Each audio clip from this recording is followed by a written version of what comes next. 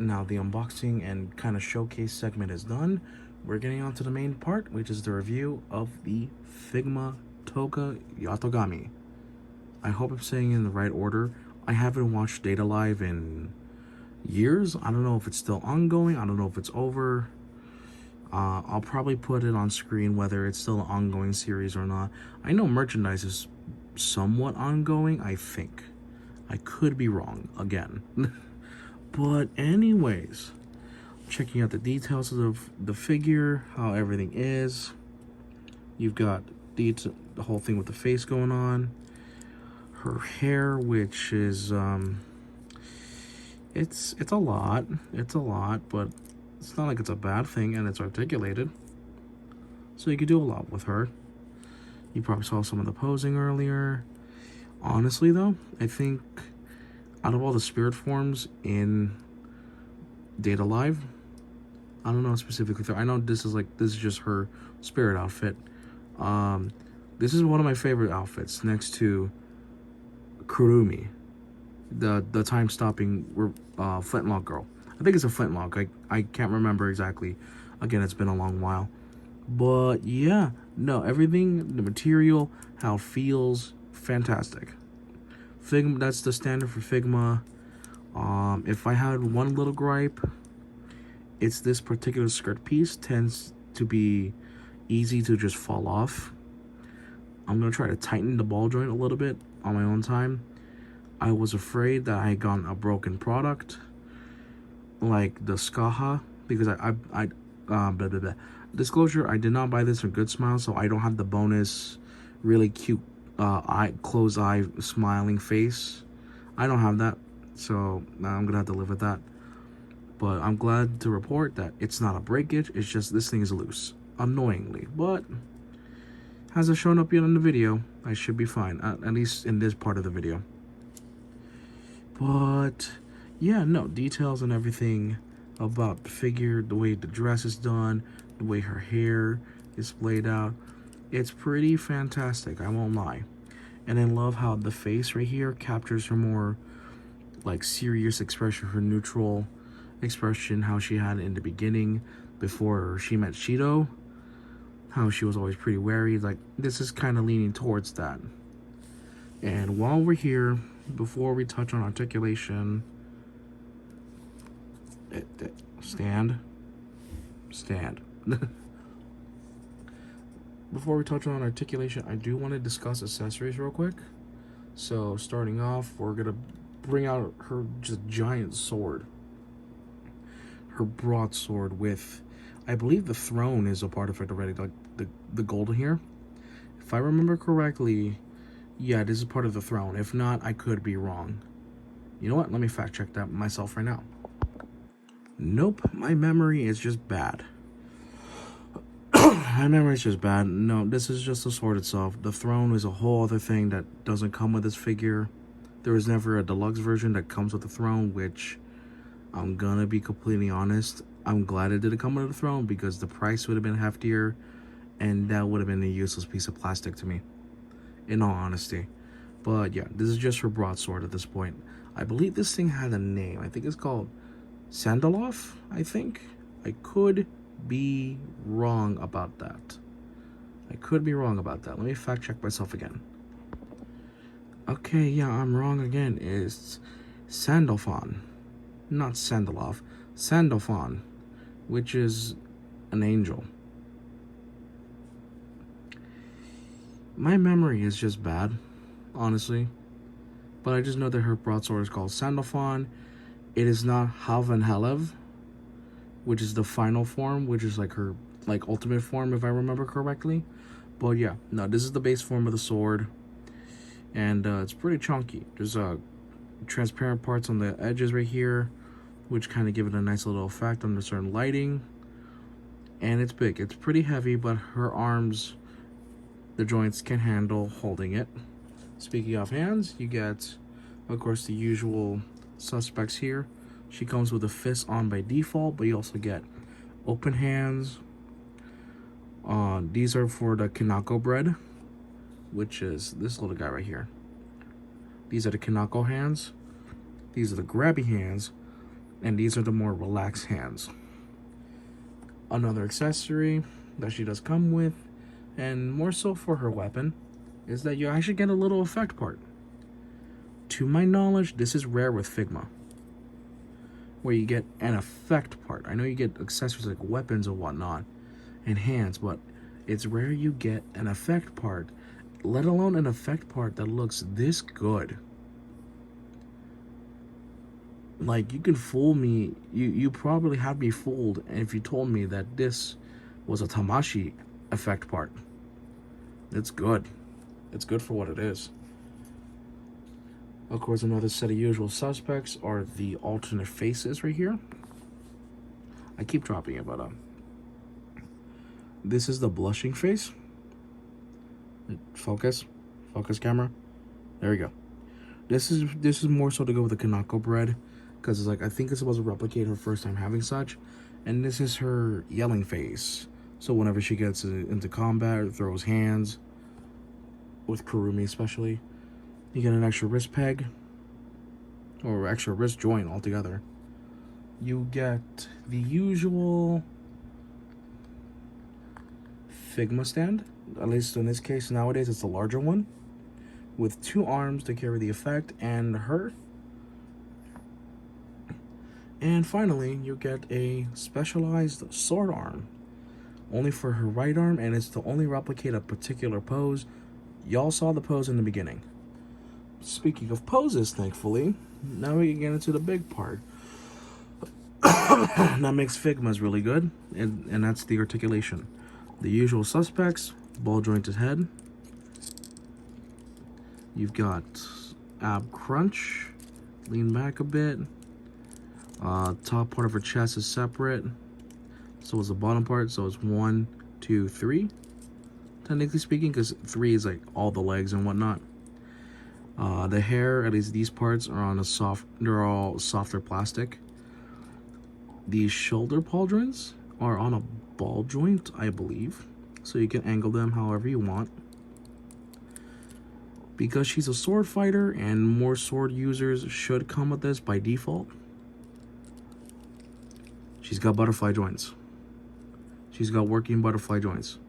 More sword-wielding characters especially should have butterfly joints. The elbow can go a little over 90. The wrist can move back and forth like this.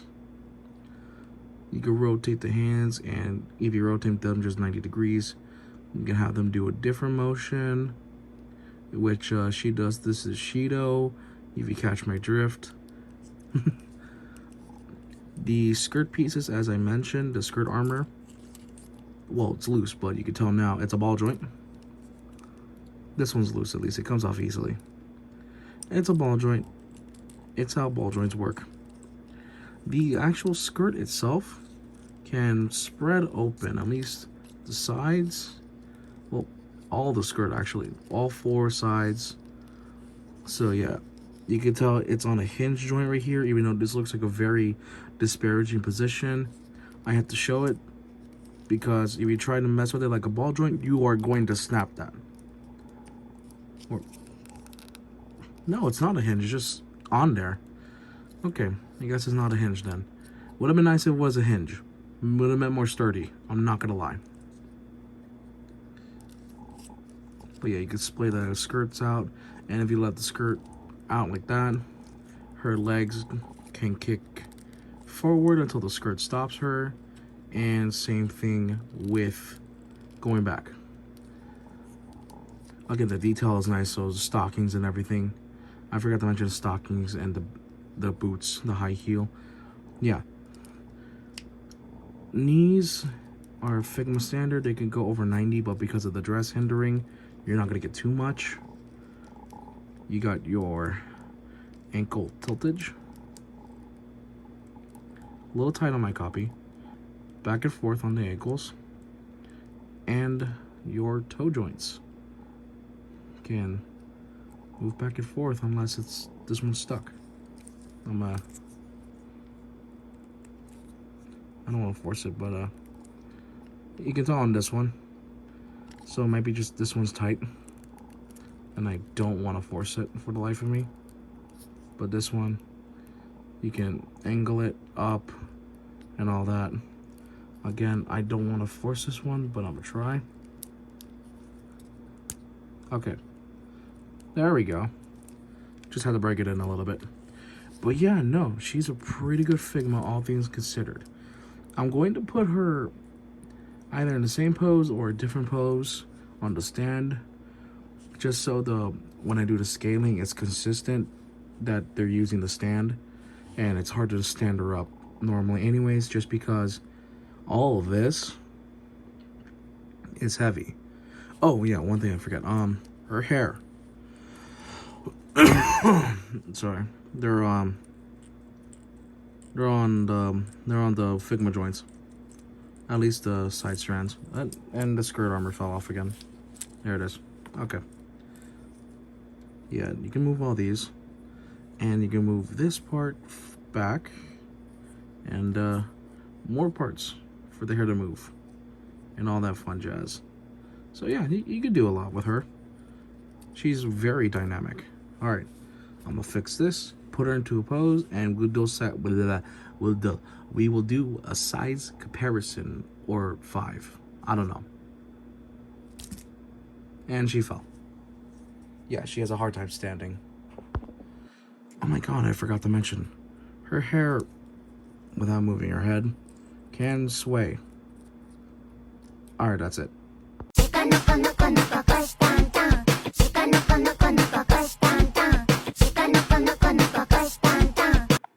Here she is with Figma Writer 2.0. Here she is with the Figma Mona from Genshin Impact. Here she is with the Xenosaga Episode 3, also Sprag Zarathustra, Cosmos version 4. I probably butchered that episode name for Xenosaga 3. Or Episode 3. I'm already butchering it. Oh well, here we go.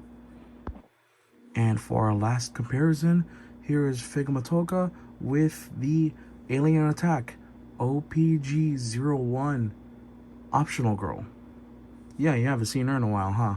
Yeah, I still have the two, and I've never given them up since. Anyways, guys, that is it for today's review, or this video's review on the Figma Tohka Yatogami. That sounded like it was scripted. I just wanted to make sure that part was clear. But yeah, if y'all enjoyed, I enjoyed this figure surprisingly, because I saw it from an anime I watched, but I thought I was going to have some issues with it. Besides the hip skirt right here being an issue, everything else is fine. Everything else about the figure is really good, and it lives up to the standard that Figma has put out, at least based on the figures I have. And I have quite the amount. I don't have like 20 of them, but I do have a decent amount. I mean, like almost 10, I think. I'm not sure. I'll probably put it on screen again, saying how much I have in terms of Figma. Like actual Figma, not Figma-like. But yeah, that's all I gotta say for this video. You probably saw the YouTube jargon during the video at some point. I'll probably splice it in there. But yeah, if you can get your hands on this figure and you have the money for it, I'd say go right ahead. I'd say even, I'm not sponsored to say this, but I would recommend buying the Good Smile one, or at least directly from Good Smile themselves, because it's still available. Decent price. You gotta pay shipping and tax, of course, but also you get the bonus face. I probably flashed it on screen earlier. I'll probably do it again here, just so y'all know which one I'm talking about.